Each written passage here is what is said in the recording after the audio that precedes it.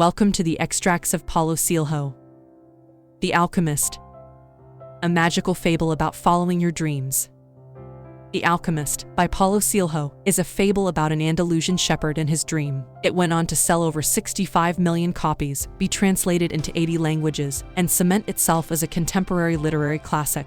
What is it about this simple tale that has captured so many hearts? Perhaps it's the inspiring message about ignoring the superficial markers of success that society imposes, to instead uncover and achieve your deepest held desires. Perhaps it's the cerebral yet accessible approach Coelho takes toward big themes like destiny, agency, and spirituality. Perhaps it's the deeply romantic yet resolutely unconventional love story that anchors the plot. And perhaps it's because, as the story itself contends, it's often the simplest things that are the most mysterious, resonant, and powerful. This extract uncovers the hidden meanings and rich symbols deployed in The Alchemist, and allows you to judge for yourself the source of its enduring appeal. It also offers timeless wisdom that you can apply to your own life. Before we begin, we publish new content every week, so be sure to subscribe to our channel and ring the bell to get notified about the latest extracts. Our videos can be a bit longer sometimes because we never compromise on the content of the book and video. Therefore, it's important to watch the video till the end. Let's get started. Extract 1. Dreams are a pathway to our most meaningful desires. Paulo Coelho's 1988 novel is a deceptively simple tale. On its surface, it is the story of Santiago, a shepherd who leaves his native Spanish countryside in search of treasure. Scratch a little deeper, though, and we find an allegory of self-discovery, of the journey we must all embark on if we are to uncover and fulfill our deepest desires.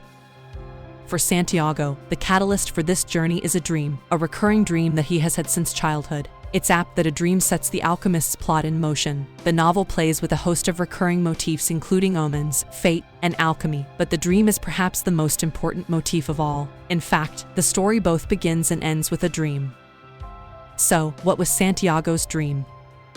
Let's first set the scene. The details here will be important later on. Santiago has had a long day tending to his flock of sheep in the hills of the Spanish countryside. He searches for somewhere to shelter for the night, and settles on an abandoned church. The church roof has crumbled away, and a sycamore tree has grown on the spot where the church sacristy once stood. Santiago falls asleep under the tree's branches. As he sleeps, he dreams. In his dream, a child appears. She takes Santiago by the hand and transports him to the pyramids of Egypt, a place Santiago has never visited in waking life. At the pyramids, the child tells Santiago that if he visits the pyramids, he will find a treasure. But before she can tell him precisely where he'll find this treasure, Santiago wakes up. Convinced the dream has a hidden meaning, he visits a fortune teller and asks her to interpret it. She tells him the dream means he should travel to the pyramids, where he will find a treasure. Santiago is frustrated. This is a far simpler interpretation than he expected. But the fortune teller reproves him. In life, she tells him, it's the simplest things that are the most extraordinary, and only the wisest among us can understand them. Santiago does follow his dream. He sells his sheep and embarks on the journey to Egypt. But his dream is also intertwined with a long-held desire to travel. In fact, Santiago gave up a life of religious study to become a shepherd explicitly to pursue his desire for freedom and travel, much to his parents' disappointment. Throughout the book, dreams, whether directly or obliquely, often reflect the truest desires of the dreamer. But while dreams in The Alchemist often serve to articulate a desire, it's a little more nuanced than that. Shortly before Santiago begins his journey, he meets a character called Melchizedek. Although he's disguised as a shabby old man in eccentric clothes, Melchizedek is actually a magical king. Melchizedek introduces Santiago to an important concept, the soul of the world. This is essentially the world's spiritual framework, encompassing the soul of every living and non-living being. But while this framework exists all around us, it is up to us to connect to it. One of the ways the soul of the world communicates with us is through our dreams. So by listening to and acting on our dreams, we begin to tap into the spiritual power of the soul of the world. Let's return, for now, to that first dream. Santiago's vision of buried treasure takes him from Spain to Africa, where he is robbed by thieves of everything he has. He builds up his fortune once again by working in a shop that sells crystals, travels through the desert with a camel caravan, is caught up in conflict between warring desert tribes, falls in love at a desert oasis, and meets a genuine alchemist. At every step, there are distractions both positive, like love or wealth, and negative, like conflict or hardship, that threaten to sway Santiago from the pursuit of his dream. But he is resolute in the face of these diversions and ultimately arrives at the pyramids. He sees a scarab beetle scuttling along the sand and takes it for an omen, so he begins to dig. As he shovels sand, Two young men see him and are convinced he is burying treasure. They attack him, trying to steal this treasure. Eventually, Santiago explains to them that he is digging here because of what he saw in his dreams. The men release him, but they are scornful. He shouldn't be so foolish as to believe in dreams, says one. After all, he himself has had a recurring dream all his life, but has never been so stupid as to devote his life to pursuing it. The young man's dream, that if he were to ever visit Spain and find a crumbling church in the countryside, he should dig deep down where a sycamore tree grows. There, he will find untold treasure. In this sense, Santiago's dream takes him full circle. On his return home, he does find the treasure, and the gypsy's wisdom is proved correct. The location of the treasure couldn't have been simpler for Santiago to find. Yet, to unearth it, he first had to experience an extraordinary journey. Extract 2. The universe gifts each of us a personal legend.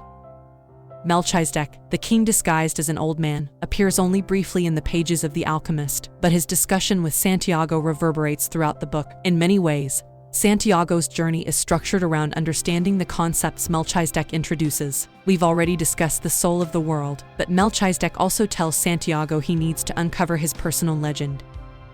Everyone, according to Melchizedek, has a personal legend. It's the thing you truly want to accomplish, but few of us ever achieve this. When we are young, our personal legend is very clear to us. As we grow older, though, most of us absorb society's message that our personal legends are simply too hard to attain, and that we should focus, instead, on living safely and comfortably.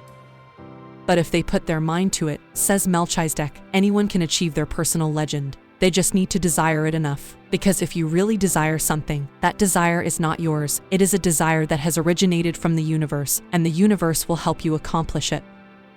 On his travels, Santiago meets two more figures connected to his personal legend. The first is an Englishman, whose personal legend is to become an alchemist. Santiago and the Englishman have very different approaches to pursuing their respective personal legends. Santiago studies the world around him. The Englishman immerses himself in books. Traveling together in the caravan, they quickly become friends, but they also challenge each other. From the Englishman, Santiago begins to understand the importance of study and reading, but the Englishman has perhaps even more to learn from Santiago, who shows him that life and experience are richer texts than any academic book.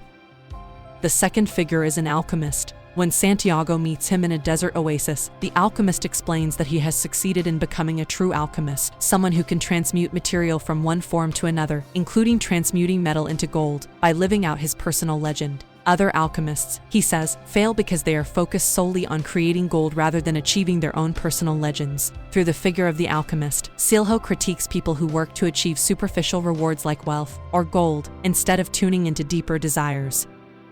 Both the alchemist and Melchizedek tell Santiago that the only way to uncover his personal legend is by listening to his heart. But when Santiago tries to do this, he becomes confused and frustrated. His heart simply won't cooperate.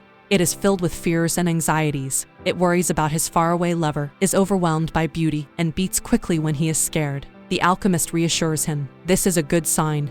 He says, Santiago's heart is alive and experiencing things. He should keep listening to it.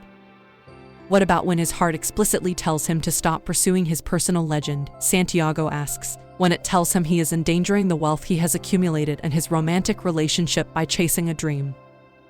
When his heart dissuades him from his quest, says the alchemist, Santiago must talk back to his heart and reassure it. Ignoring his heart is not an option. Once he has learned to listen to it, he will never be able to stop. So while he receives his heart's wisdom, Santiago must also counsel his heart when it falters. When, at last, Santiago tells his heart to stay true and not fear suffering, his heart finally starts to share the wisdom of the soul of the world with him.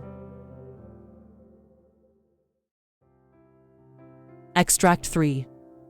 Love does not equate to possession. The Alchemist is a story rich with meanings and ideas, and it offers different interpretations to different people. For many, though, it is a love story at heart.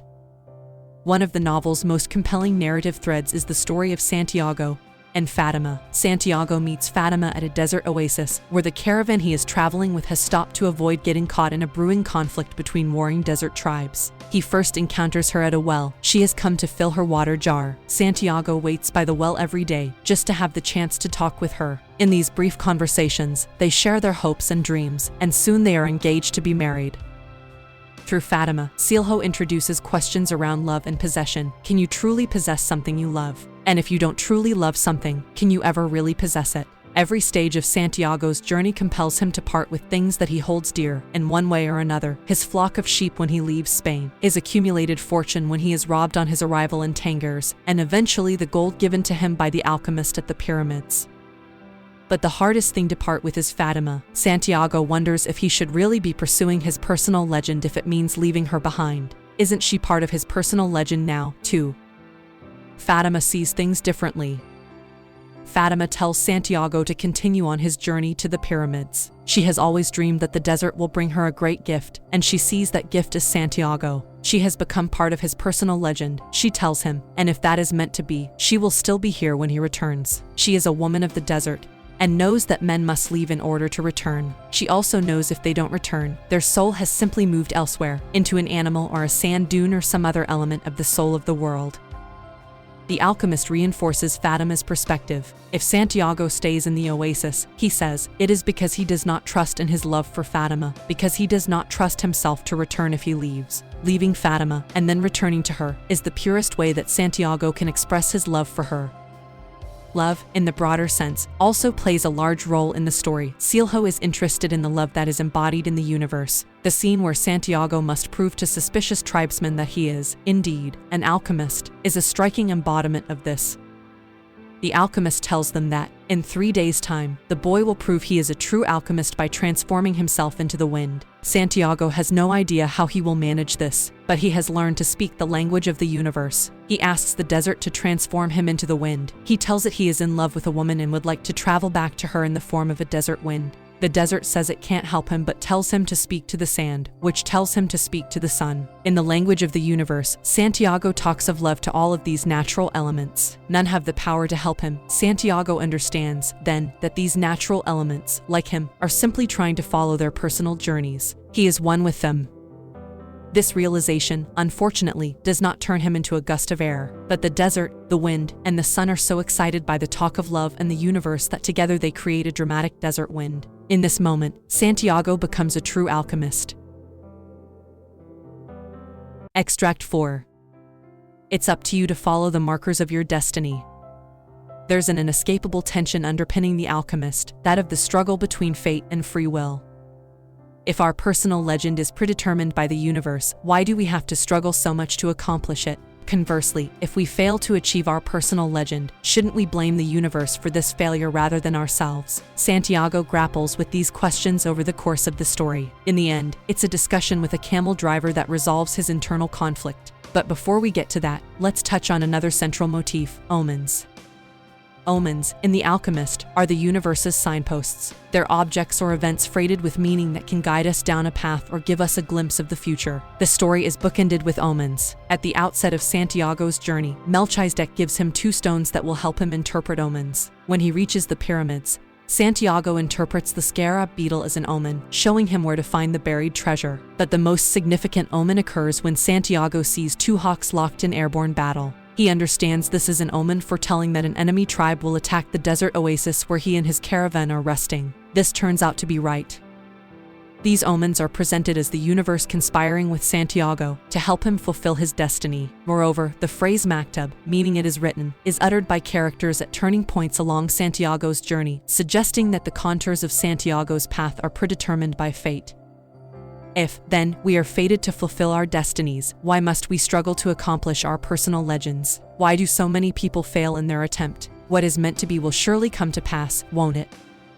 Let's return to the camel driver. After he has seen the omen of the hawks, Santiago shares it with the camel driver. This camel driver has visited many seers in a bid to know his future. The wisest seer, he tells Santiago, said that no man can know the future, only God can. Seers merely guess at it by reading the omens of the present.